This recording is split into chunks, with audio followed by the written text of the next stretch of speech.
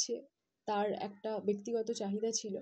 সে প্রথম তার একটা ব্যক্তিগত চাহিদা ছিল, সে প্রথম থেকেই চারিদিকে তার নিজস্ব স্বার্থসিদ্ধির জন্য সে চারিদিকে বলে বেরিয়েছিল আমি তার বউ, বিয়ে করা বউ, রেজিস্ট্রি করা বউ, সেটা বলে বেরিয়েছিল, মিথ্যে বলে বেরিয়েছিল। সেটা নিয়ে আমি প্রতিবাদ জানাই। তারপরে যখন বলে যে আমি মানুষের কাছে সেই বিষয়টা ছড়ানো বন্ধ করে দিয়েছি, কিন্তু কাজের সূত্রে যোগাযোগটা অ্যাটলিস্ট থাক, সেই জায়গায় যখন আমি সম্মতি জানাই। বিয়ের প্রস্তাবে রাজি না হওয়াতেই এরকম বিষয়টা ঘটানো হচ্ছে, আমি অন্তত মনে করব তাই। সেটা বাদ দিয়ে এবং আরও একটা বিষয়, এটা ব্যক্তিগত শুধুমাত্র নয়, আরও একটা বিষয় যেটা আজকের দিনে দাঁড়িয়ে না বললেই নয়, সেটা হচ্ছে যে বিভিন্ন সময় বিভিন্ন মানুষজনের কাছ থেকে বেআইনিভাবে টাকা তোলা, বা খাস জমি দখল করে সেটাকে পরবর্তীকালে বিক্রি করা, এই সমস্ত জিনিসগুলো আমি ধরে ফেলি এবং সেই সমস্ত বিষয়বস্তুগুলো নিয়ে প্রতিবাদ জানাই। এবং তারপরে আমাকে টাকা পয়সা দিয়ে মুখ বন্ধ রাখার একটা প্রস্তাবও দেওয়া হয়েছিল, সেটাতে আমি প্রত্যাখ্যান জানাই। সেই সমস্ত তথ্য প্রমাণ আমার কাছে রয়েছে।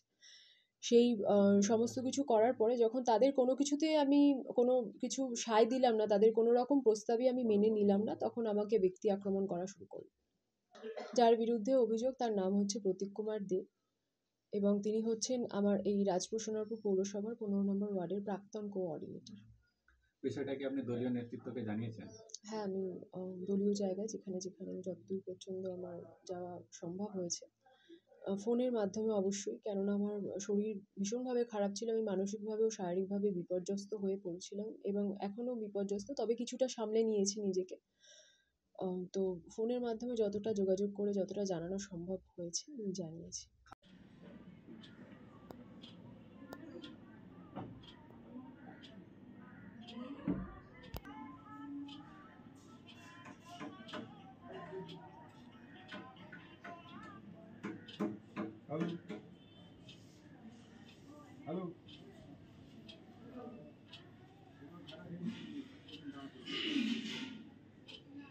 ফিজিক্যাল ইলনেস, আমার মানসিক যে অবস্থা, আমার সমস্তটাই, আমি সমস্ত রিপোর্টটা দেখুন, অভিযোগ তো যে যার মতো করে খুশি করতে পারে। উনি ওনার মতো করে অভিযোগ করেছেন, কালকে আমরা দেখেছি। কিন্তু ওনার যে অভিযোগ, সেই অভিযোগের কি সত্যতা আছে সেটা ওনাকে প্রমাণ করতে হবে।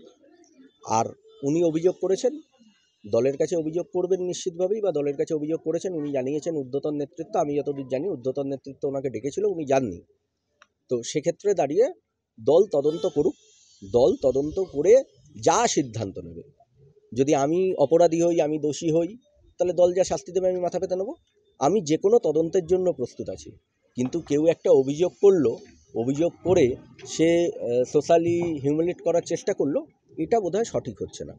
আর একজন কাউন্সিলর নিয়ে তো দল নয়, পুরো সামগ্রিক ওয়ার্ডের পার্টি কর্মী, ওয়ার্ডের নেতৃত্ব সবাইকে নিয়ে দল। তো সেইখানে দাঁড়িয়ে এখানে পুরো ওয়ার্ডের পার্টি কর্মীরা রয়েছেন, মহিলা নেতৃত্বরা রয়েছেন। তো সেখানে দাঁড়িয়ে তারাই বলবেন যে বাস্তবিক ক্ষেত্রে ওনার সাথে কী বিষয়, ওনার সাথে কী সম্পর্ক, এবং ওনার সাথে সেই সম্পর্কের ভিত্তিতে কী বিষয়বস্তু তৈরি হয়েছে। আর টাকা তোলার কথা উনি বলছেন, আমি খুব ছোট্ট কথা বলি। আপনারা প্রত্যেকেই আমাকে চেনেন, জানেন আমি খুব সাধারণ জীবনযাপন করি এবং স্কুটি নিয়ে ঘুরে বেড়াই, সাধারণ ফোন ব্যবহার করি, সাধারণভাবে যাতায়াত করি এবং সার্বিকভাবেই প্রত্যেকে এলাকার মানুষ জানেন যে সুখে দুঃখে বিপদে আপদে রাত 2টো হোক, সকাল 5টা হোক, আর রাত 8টায় হোক, আমাকে এলাকার মানুষ পান। কিন্তু যারা আমার বিরুদ্ধে তোলাবাজির অভিযোগ করছেন, তারা নিজেদের বাড়ি থেকে 4 চাকা গাড়ি ছাড়া বেরোন না, তাদের হাতে আইফোন, তারা মিনারেল ওয়াটার ছাড়া জল খান না, এবং প্রত্যেক উইকেন্ডে তারা বাইরে ট্রিপ করতে যান।